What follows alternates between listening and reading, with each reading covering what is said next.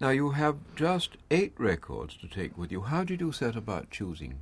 Are you choosing nostalgically, or are they the voices of friends, or was there any kind of rule that you set yourself? I choosing some for personal memories. Yes. Some because of the composers, and most of them because it's music. Right. Well, what's the first one? To going to the island, the first one has to be the second act entrance of Brunhilde, of the Valkyrie, and of course by Birgit Nilsson. Why do you choose this? Because Birgit, when I heard his voice, the way she sings this entrance, there is something immense. Now, Madame Caballé, you're a Catalan, yes? Yes. I was born in Catalonia, and my country is Spain. Was there a lot of music in your home? Yes, indeed. Because my parents love music, they have lots of recordings. We were a very simple family, human family, and very hard times. Yes. Did you have the war and after the war? So they try very constantly to buy and the recordings. They love it, and I was used from my very first moment, I think, in life to listen to music, no matter which kind. I love it, of course, classical music, opera, zarzuelas, concerts. I thought many times I was sleeping, listening to some kind of music when I was a very, very child. When you were a child, the Civil War was waging. That gave you a very hard time. Really, I was born April 33, 12th of April 33, and the war began in Spain in 36. So I was 3 years old. My memories of the war are not very clear in my mind. But things I remember, for example, is my father in the hospital, which I went with my mother to visit him because he was injured. Injured, you say? In the bombing? No, in the front. He was fighting? Yes, of course, he was a soldier. And he was hurt, badly hurt. Yes. And we went to the hospital, and that I remember. I remember 2 bombing in Barcelona, and my father carrying me in his arm, going steps down, very quick, and I remember sort of subterranean. Yes. Hundreds of people went there. Cellars. I assume so, yes, and that I remember too. Was your home hit? Was your home destroyed? Yes. Destroyed. Yes. So the record collection of your father was damaged, was it? Yes, it was damaged very much indeed. And he began after the war to save whatever he could save and to recollect it again. Yes. Whatever he could, and my mother too. And the war finished, I was 6 years old. And I remember when my brother was born, I was 9 years old. My only brother, and at the time it was a large collection 3 years after the war, because I remember listening many times to Miguel Fleta, which my father was a great admirer, and Björling. My father loved Björling. It was really, I assume, the beginning of Björling at the time, and Lázaro and Caruso, of course. All my father loved tenor voices, you see. Did he sing himself? No. When did he first take you to the opera house? Not even 8. It was the first season they reopened the opera house in Barcelona after the war, and it was with Madame Butterfly. Mercedes Capsir, an old singer of ours, sang Butterfly, and to me it was great impression, because I ever see an opera before. I only listening to the music. Yes. You were what, 6 then? No, I was, I think, 7.5, something like that. When did you start music lessons yourself? Well, I began at the Conservatorio in Barcelona with 8, only music, solfeggio. Yes. And with 12, then I put on piano too, clavier. Yes. And then they begin to say, have a voice, the teachers in the school, in the conservatorium in Barcelona.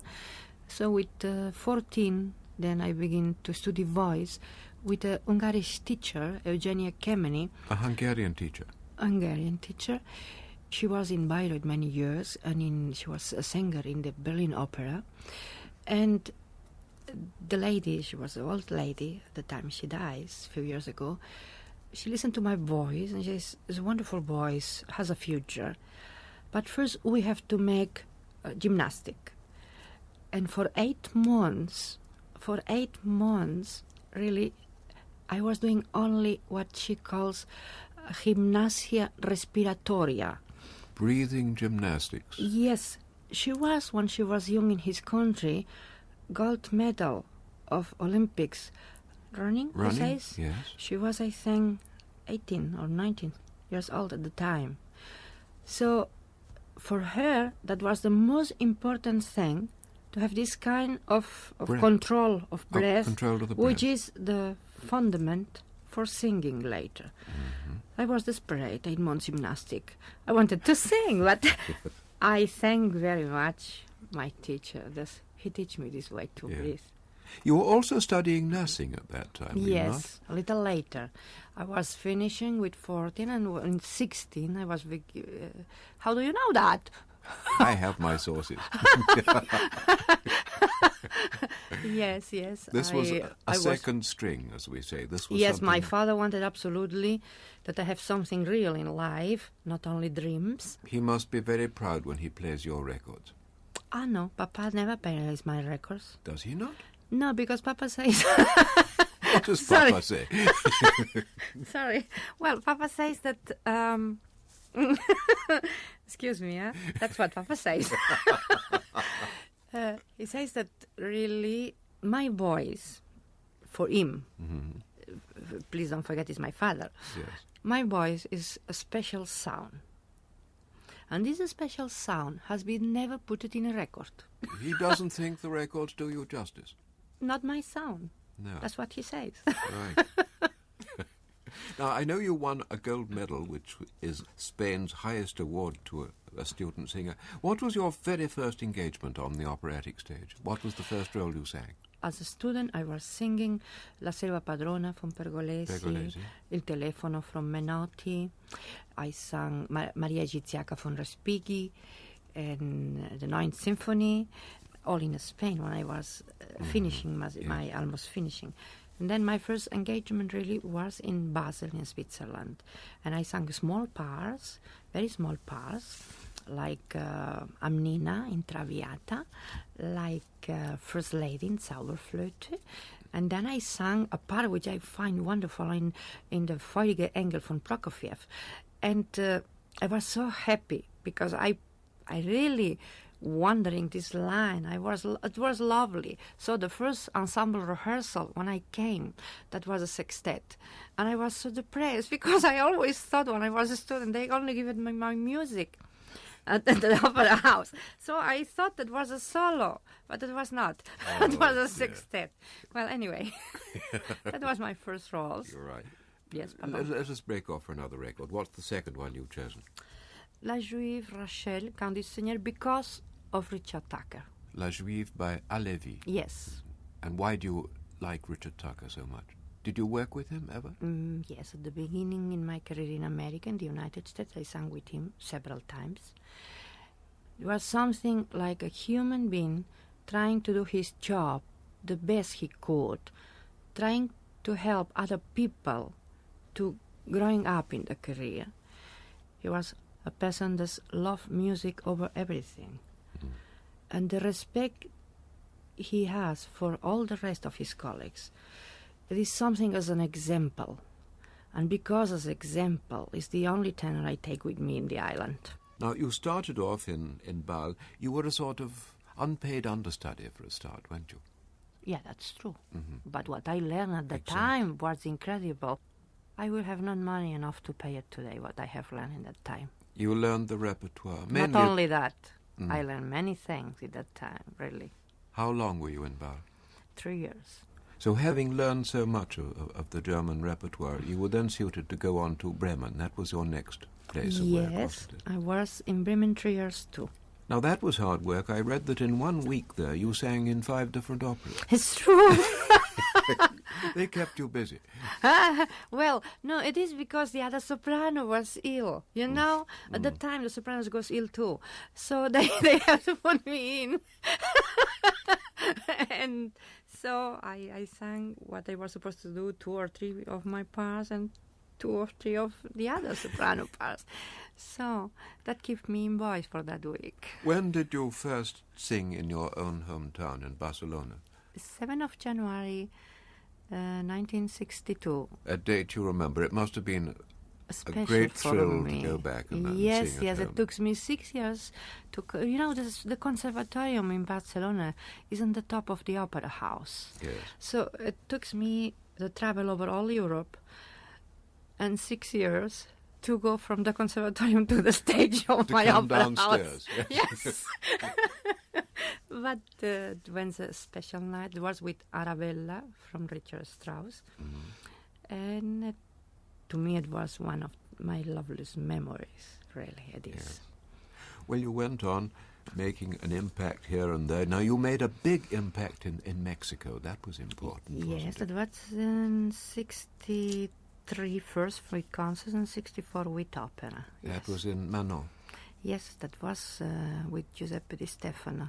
Was it that success in Mexico that led to your first New York appearance? Oh, no, not at all.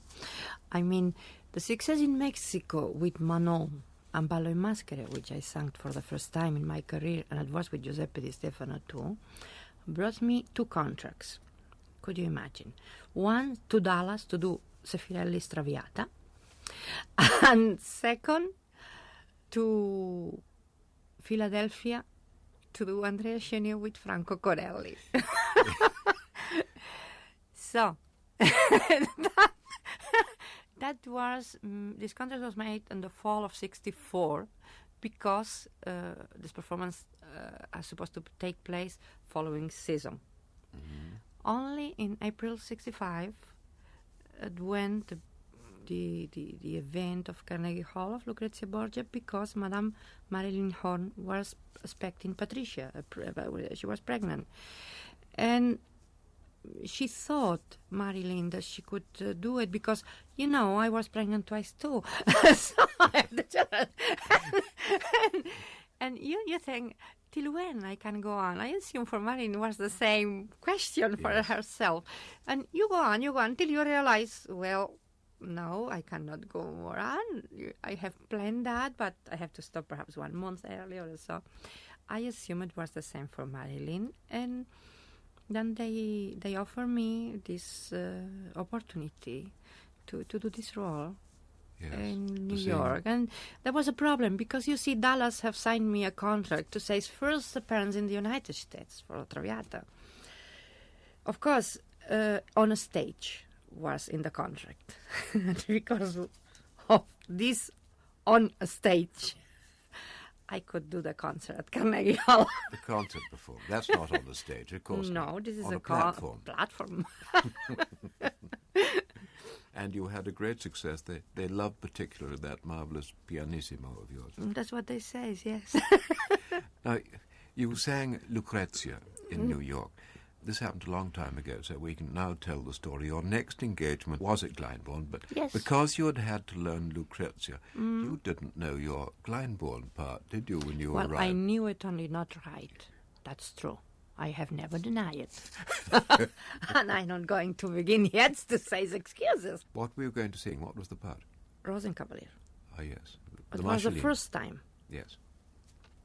And I have learned the part in February, end of February, beginning of March, just beginning to study the part because it was plenty of time. It was 2 months before I was supposed to be in Glendebourne, so I take it easy like always. So when I arrived in Glendebourne, of course, I have not had the time to continue Rosenkavalier because I was doing Lucrezia Borgia. First thing I thought is to speak with the conductor Who was it? The conductor was our lovely... I really don't want to say the name, please. Right, we won't mention Mr. Pritchard. Go No, on. yes. No, because he was so sweet, and I don't want it. You know, he said, now that you say it, I say what he tells me. All right. Go on. You know? And I tell you why I don't want it to say it. Because when I arrive, I speak with him. I tell him, I don't know the part. I know a little, but not much. He says, okay, come and we have a rehearsal. Let me see, how do you know the part? So that was the 21st, 22nd, 23rd, something like that. So very short of time, as you can see. And we rehearsed, and after the monologue, he stops and he says, well, do you think you can go on after the 5th performance? And I says, no. Either I do all or I do none. And he was looking at me like he looks of something very strange, I'm sure. And he says, do you know, very nice, really very nice, you will see. Do you know how much time every soprano has approached this role, need to prepare this role like has to be? I says, yes, I know that. And do you think you can do it in 15 days? I says, yes, I know I can. And he was shocked. I says, well, I am not only sure, I am sure you're not. I says, yes, you I understand you think this way. He says, well, we have to look for another soprano, that you understand. I says, you look, but you don't engage the soprano and give me 5 days. He says, 5 days? He says, 5 days, a piano and a pianist. He says, I can do it. I says, no. I do it in my way, the way I'm learning. And then you decide if you make the engagement for the other soprano or you take me. He was laughing, but he was very sweet. And he says, all right, Montserrat, I only do this because you are very young and because somehow in your eyes, it's really what he tells me, you know. It says me that's going to happen. I don't know how, but your eyes say so. So, sometimes in life, they succeed wonders. Could be this time happens. I don't know. I love your voice. I love the way you do. Let's see how practical you are. So, I close myself in the house where we have rented. And I was working morning, afternoon, night, and I was sleeping with Elizabeth Schwarzkopf recordings of Montserrat Caballé. Everything. I put my watch at 6 o'clock in the morning. And so, after 5 days, I went to do this rehearsal. And I arrived without this score. And he was looking at me, and he says, do you have the score? I says, yes, I forgot home. And he says, do you want one? I says, no, better I take it with me tomorrow. So I go through all part, full par cœur. By heart. Yeah, memory. Yes. I only make 5 mistakes. When we finish it, he says, Maestro says, please, thank you everybody, because it was an ensemble rehearsal. And he says, Miss Caballé, will you remain, please? So I remained. And I thought, now come the moment. I was trembling, but I don't know what he's going to say. And he says, I am deeply, deeply sorry. And in the moment he says that, I was sitting down because I I thought, oh, I lost my contract. Really? But he makes a big pause, and then he says, because we have to say the other soprano, we don't need her. And I think this is one of the most beautiful stories I can really, because Maestro was really sweet, understanding, and he's still today telling me, I don't believe it, what that happens. I am sure you have learned it before, only you don't tell me. You can learn very quickly when you have to. Never like this time. No. I have never done it again. It was the only time. Right. Let's have your third record. What's that? What's number 3? This is Fritz Wunderlich in Zauberflöte. This building is Bezauberschön. The picture aria. Yes. Why do you choose it? Because when I was in Bremen, my 4 years of career, my first year season in Bremen, they called me to do Zauberflöte in the festival in Lausanne. And they explained to me that Wunderlich was the tenor. I could believe it, but it was. So I went there. And at the moment of the pre-generale, before the dress rehearsal, he was looking for this business, you know, the little thing they have in the hand. The little picture. The little picture. And they don't find it. And I have it at the time to have in here. A little miniature. Yes. Round your neck. Yes. Mm-hmm. And it was done for a big miniaturist in Barcelona through the family that have paid me to study. Yes. Sponsor, you say? Sponsor. And they know this person and they make a miniature of myself. Mm-hmm. So I think it was when I was 19. It was a wonderful miniature. I don't have it anymore. And so, because it was almost the same shape, the one he held it, I told him, Herrn Wunderlich, wollen Sie das? In the moment, do you want this for the moment? And he saw it, says, yes, thank you. And he sang the aria with that. He asked me then for the Generale, and he asked me for the premiere, and I was very surprised because they have found it already. And I told him, Herr Wunderlich, why do you ask me that when you have the piece of the theater? And she says, because this building is really wunderschön, and they make me an inspiration. Yes. You mind I keep it for my future Zauberflöte? I give it to him. I'm sorry, I give it to him. And he has always said it before his... So he always sang this aria to your miniature. After that time, yes. When did you first sing at Covent Garden? My first role, it was in Traviata.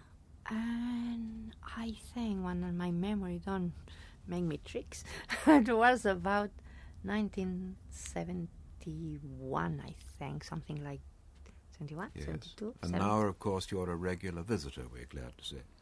Well, yes, almost. And you toured with the Covent Garden Company in the Far East, didn't you? Yes, it was a wonderful experience. Marvelous. You sing a very wide variety of roles, including modern composers like Berg and Hindemith, Stravinsky. Yeah. Do you know that? Because I have not sung that for many years either. I know, but you used to. How many roles do you have in your repertoire? 102. 102? That is a lot, isn't it? Yeah. How many operas have you recorded? 33 operas, complete. And it's obvious that you have a very special affection for early Verdi. Well, I love it very much indeed, yes. In Spain, have you ever sung in those very special Spanish operettas, the zarzuelas? Yes, not in the zarzuelas really, because it's not companies. And when they put a company together, it is for them to work. It's very specialized, isn't it? Yes, it is. I have sung in concerts, some arias, some duets. I have done some recordings of arias, zarzuela, and duets.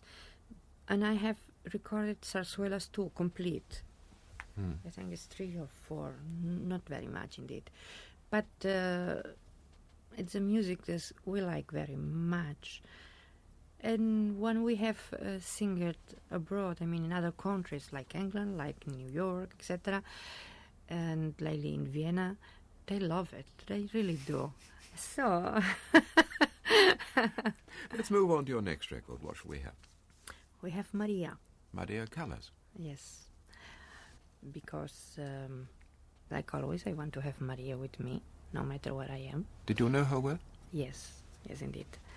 And for Maria, I would like to listen in this island the little recitativo before the Non crede a mirarte, which is l'anello, l'anello, ho perduto.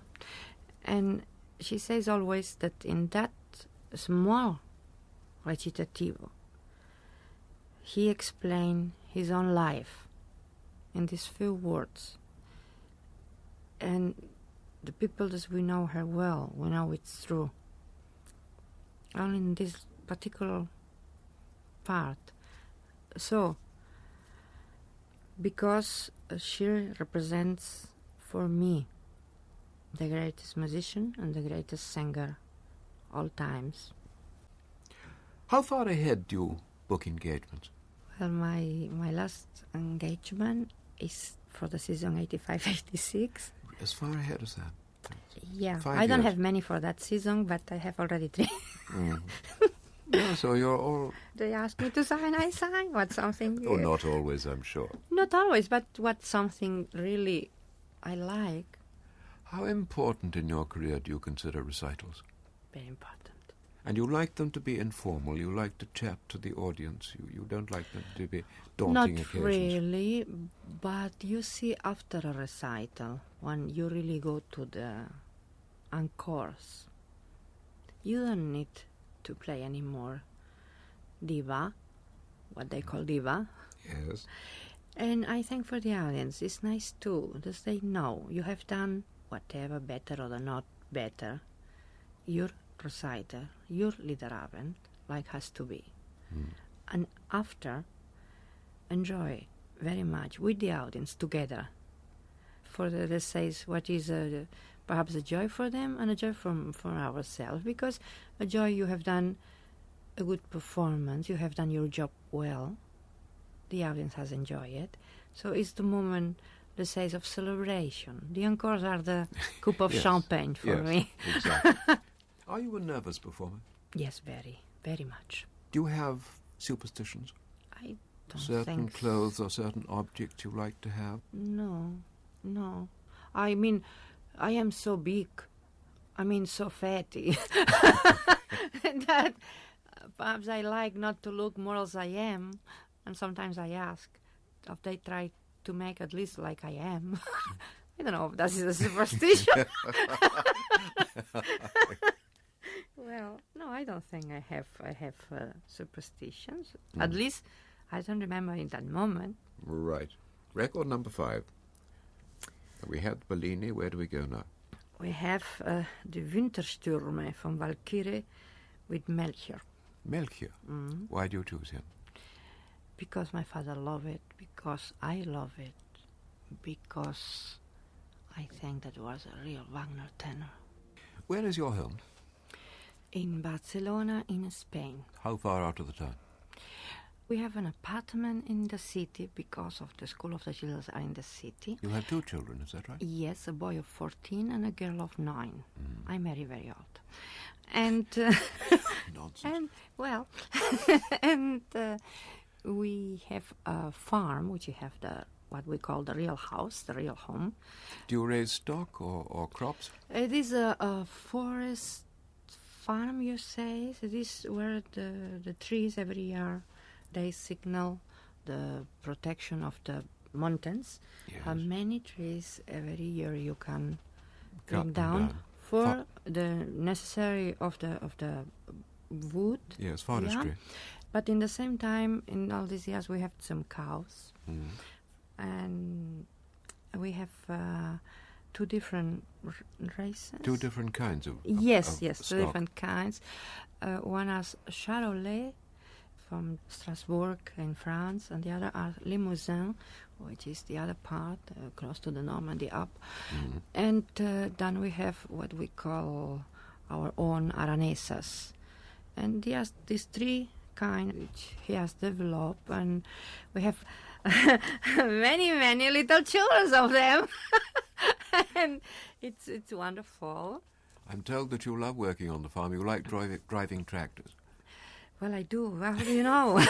I mean, I don't do it well, but sometimes I have done it, yes. It's difficult and it's dangerous. Now, you're married to the tenor, Barnabé Marty. Yes. Can you often sing together?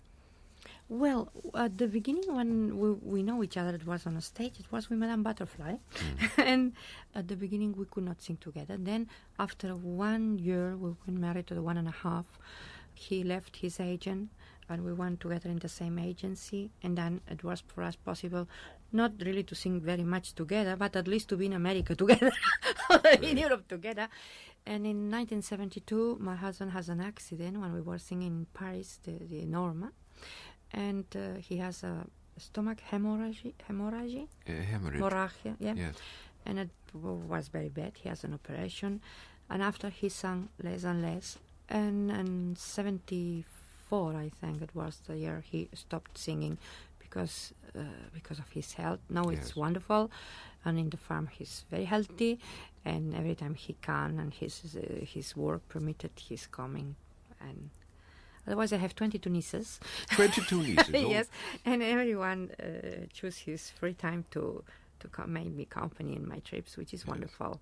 How much time do you get at home with your husband and children at the farm?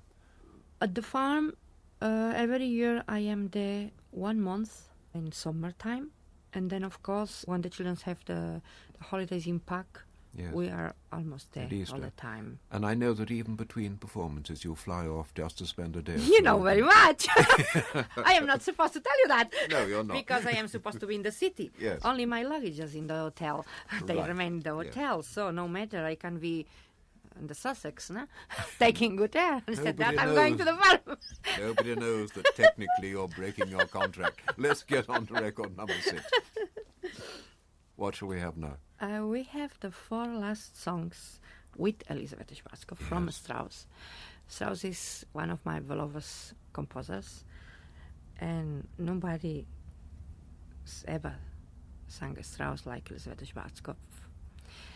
And I choose the last song, Im Abendrot, because when you are in a desert island again and you have to take 8 records, I think you have to think in the memories, in the good things, in the nice things, in the musical things. And when the time passes, one day you go. So it's good to have a music to prepare yourself. So I think this is a music of that kind, with his magical voice. Go straight on now to your 7th record. What next? It is the Ballada Opus 23 from Chopin, played by Benedetto Michelangeli. He's like a magic. And in this Ballada 23, Chopin is magic too. So 2 magicians together, I think for a desert island is something superb. Could you look after yourself on a desert island? There you are. It's quite a nice island. The climate is good, and there's fresh water, and there are trees. Of course I could. Why not? Imagine the calm. Yes, and you're very good on the farm, so obviously you're good with your hands. You could build a shelter, somewhere to live, a hut? Yes, of course I could. What could you find to eat? Well, first, raíces, because you never go any poison of raíces. I don't know if you know that, but Raíces are... Raíces are roots. Roots. And later on, look for fruits of any in the island. Yes. What about fish? Can you fish? Have you ever done any fishing? You see, a fish is an animal. Yes. And this is another point which we have not touched, but I feel myself as an animal too. As an animal that has the right to think. I don't think he has the right to eat another animal, excuse me. No, you don't eat meat? I don't. Will you try to escape? From the island? Yes. Why? Well, I thought you might like to get home if you build a craft, or you could sail home on a raft. Listen, when it's an island where you're going alone to be the rest of your life, you don't try to escape. You accept it. When it's an island that you're going and can escape, you don't take 8 records. Right. So you're going to settle there. And what's your last record? What's the 8th record you've got with you? This is the record. This Kathleen Ferrier. Mendelssohn's Elijah. Because I think, really, that is very human prayer, this Mendelssohn song. Prayer. Prayer, yes. And somehow, somewhere, has to be a Lord. And because has to be a Lord, it's good to pray to a Lord, like a human being. And Mendelssohn, in this song, has produced a song, which is a prayer, that prays as a human being to a Lord. I think in the moment you die, or in the moment you feel you're going to die, you have to pray to a Lord.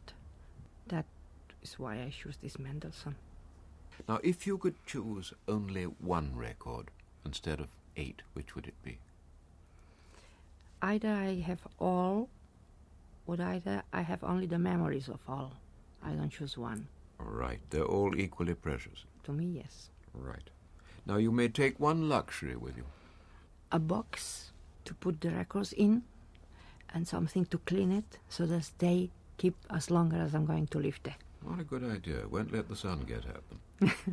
And one book. Now, you already have the Bible and the works of Shakespeare. Well, then we don't need it, because I wanted to choose the Bible, and he's already there. And with the Bible, you know, you never feel alone, because you agree or you don't agree with them, what is written there. And 1,000 times you read the Bible, 1,000 times you discover something new. I think it's really, with all the respects to all the other books in the world, it's the only book, really, that you never know what is in it. So that will suffice. Mm-hmm. And thank you, Montserrat Caballé, for letting us hear your Desert Island discs. Thank you very much for inviting me to this, how do you say it in English? Desert Island? No, I mean to this program. Oh, program. Listen, my English goes worse and worse. It's getting better and better, and thank you very much for coming. Thank you. Goodbye, everyone. Bye.